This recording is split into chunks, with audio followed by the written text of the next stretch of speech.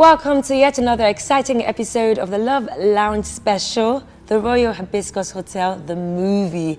This is going to be a very interesting episode because today we're talking about love and career.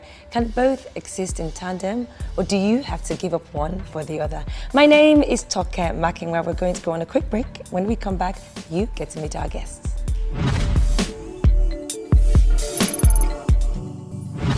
Welcome back to the show. If you just joined us, you joined us right in time because our guests are here. Tana Adelana is a Nollywood actress, very, very fabulous looking. Every time I see you, you are so cute. I almost cry, honestly. You too. Welcome to the show. Thank you. And of course, we have the funny man himself. He needs no introduction. He is Seyi Law. I think we kind of fought at some points, but we're good now. Because I'm the butt of their jokes. Like, why do you guys always have jokes we talk about? Because we love you. No. We love you, Toke. It's not funny, Seyi. No, we love you. That's the truth. Okay. Who doesn't love a little Toke in his life? Oh my Lord. God. You see, he's doing it again. Well, it's going to be a very interesting episode because we're talking about love versus career. And I'm sure all of us here have a lot to say about this. And I'm going to start with you, Tana. Okay. Because as women, we somehow think or believe that it's very unlikely or highly impossible for you to have it all as a woman. At some point, something has to suffer. It's either you have the amazing career. A very good friend of mine, actually, I remember Bonang and I went on holiday and we're talking about why we're single and what the problem is. And she goes, I just realized we can't have it all. If your career is going so well, maybe the love life is in the ditch. Or if the love life is going so well, maybe you might not really be, on your A game, on your career. Why do you think, as women, it's almost like we have to give up one thing for the other? The world has become so global. It has changed. Women are now doing things, becoming presidents, It's not if you sit down and not do anything, it's only for you to suffer. It's only for you to hate yourself at the end of the day because you only have one life to live. You have to just get up and do something. So I'm not of that opinion at all. You can get married, you can have kids, you can have a relationship, you can have a good career. Who says you can't have it all? What do you feel, Seyi? Do you think that the role that men play, do you feel like the average African man can stomach an extremely successful woman? Because it's an issue, Seyi. Let's break it down. That question should be to me, actually, because they can't. No, I think they can. I think one thing is this. For our parents, a lot of our parents were actually career people. Our fathers, mothers were stable. Mothers, even mothers. Our mothers and fathers are career people who were able to manage it all. You can count too, Seyi. Most mothers were housewives. Let's look at it this way. A lot of our mothers were traders, and so many of them did well while trading. That is a career, whether we like it or not. Some of our mothers are teachers, and they did so well in their teaching job, and their husbands were also working. Do you feel like those days? Now, let me counter you. You talk about teaching. There's only an amount of time that you can be in school for, right? Do you feel like those certain careers helped in that situation where in the morning the kids are going to school, she's going to teach. By the time they're closing, the kids are back home and she's at home. Okay. What I'm saying to you is, and maybe Tana should have answered this question. I find out that Tana says, we can have it all as a woman, but does society let you have it all really? No, they don't, because we're in a chauvinistic society. I agree. Yeah, it's the truth that if you look at it, I think men have a lot of role to play when it comes to women, their home, and their career. A lot of men have a lot of role to play. And if we're talking about true love and career, we have to look at it from this angle. What truly is true love? If you truly love somebody, you help the person to grow. Until she starts earning more than you do. And that becomes a problem. I don't see it that way. For me, as a person, what I wanted, like we were discussing outside before we came on set, and I was talking about how I wanted a woman who would be able, I want a woman who would be the boss of herself, not work under anybody. And if that is what I want. When I met the person that I got married to, she was still trying to get into school, and I was right there willing to help all the way. Before you guys get into it, let's go on a quick break. When we come back, we're about to tear Seyi Law apart. We really are. We'll be right back. Welcome back to the show. Now, before we went on a break, we're talking about love versus career. Seyi Law opened a different kind of one when he talked about true love. If you truly love someone, you support the person all the way. Is that really fictional or is that real? Well, it's real. If we're talking about true love, it is real that a man who truly loves a woman, or a woman who truly loves a man, will want to see the person succeed in all spheres of life. What about the men who don't want their partners to work at all? Why? You know, I was making reference to our parents. I think one of the things that has really changed is the level of insecurity from the male. Our parents in those days really have they're really strong, let me put it that way. And probably because a lot of things are changing. It's no longer what it used to be when it comes to polygamy. Let's look at that, because a lot of all these things add up to being what we have today. Those days, a man can marry 3, 4 wives, and everybody is cool with it. The women are cool, they're going about their duties, they're taking care of their children, and they don't have a problem. Shay, sorry, let me cut you off. You said in those days they can marry 2, 3 wives. They do that because they work hard. You see, my father was a very hard worker, but I'm telling you that men of these days do not work. They don't want to work. Tana, so check him today. Should I actually get so up? You can because you just literally went there, girl. Yeah, because you see why a lot of girls are very comfortable being second and third wives is because the men they're going to meet can afford to take care of them. Exactly. Maybe not absolutely so. Let me use my parents as let me say it before you continue. Seyi, don't remove yourself from the equation, because you're doing a lot of things on this set. You are looking at life from your own point of view. From you are that 1%. Do you understand? Okay. Because I sit every day at work, you open Twitter, you see some ridiculous things that young men today are saying. Yes. I support what Michelle Obama says when she says we women are also to blame. We don't raise our boys, we love on our boys, and we raise our girls. Now what has happened is there's a lot of young boys out there who are lazy. Who when they see a success, a guy actually tweeted once, and I saw this tweet, and he goes, I would rather date a rich man's daughter than date a self-made person like Toke Makinwa or Densia. Oh, what do you mean by that? So if you're looking for a rich man's daughter, you're already looking for a retirement plan only. You want to reap where you did not sow. Welcome back to the show. This is the Love Lounge special for the Royal Hibiscus Hotel, the movie. We're talking love versus career. If you haven't watched the Royal Hibiscus movie, I don't know what you're waiting for. I really don't know what you're waiting for. It was a part of the movie where Zainab had to move back to pursue her career, and she found love on that path. And, you know, you find people who are, you know, weary about certain career options or career choices because, you know, they feel like, you know, as a woman, if I decide to go down this career, I might have to give up some certain things, i.e. marriage, or, you know, some men also are not as confident as, you know, your wife works in a bank. You know what they say about bankers. Or even if it's, you know, we know that it's sometimes just said, and not in all cases true. But there's certain men that would say, as soon as I marry her, she must drop that bank job because they believe that office romance and all sorts of things. Do you think that it's more of an ego problem?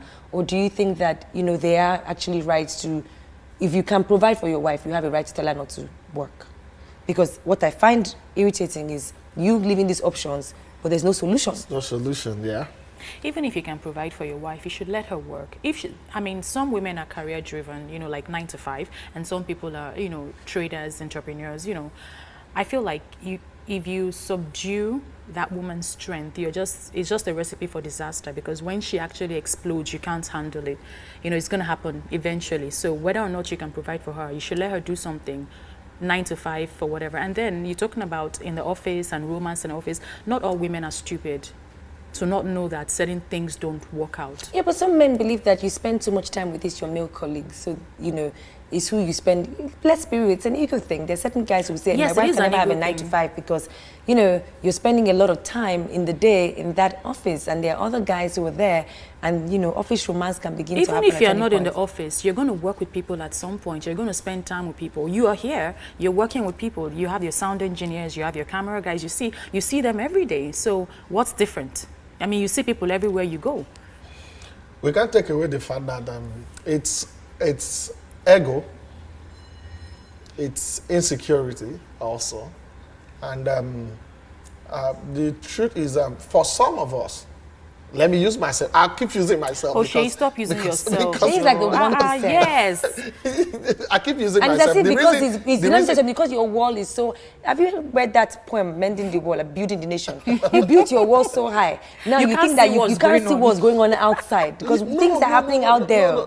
Part of the reason why I love to always use myself is because I want people to also learn, and I also want people to know that we are not perfect. For somebody like me, right from time, I've not wanted a woman who would do a 9-to-5 job. I wanted a woman who would be a boss of herself, so for my kids. And the reason is the way I was brought up. I didn't live with my parents. I lived with my uncle, and I wouldn't say I had the best of childhood. And because of that, I wanted a situation whereby my kids would be close to us. And because I was going into entertainment, I knew that I would be traveling here and there. And so I wanted a woman, I wanted somebody who would be able to take care of the home front.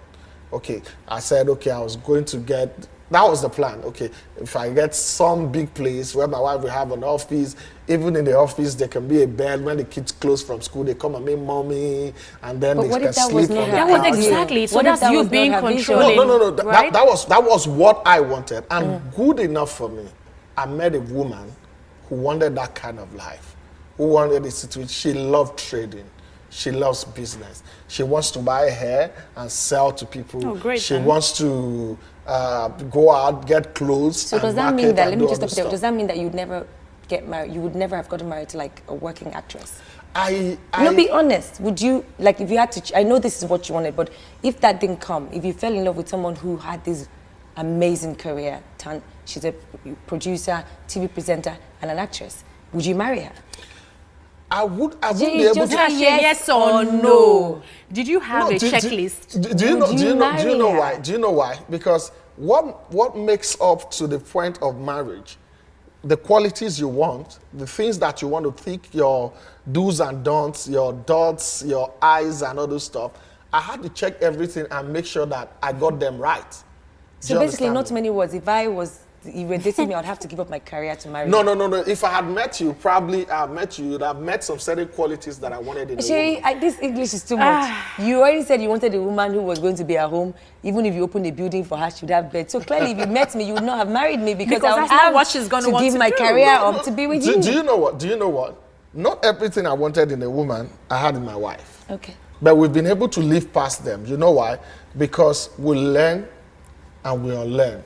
Part of the problem with the world is that a lot of people, they are too rigid.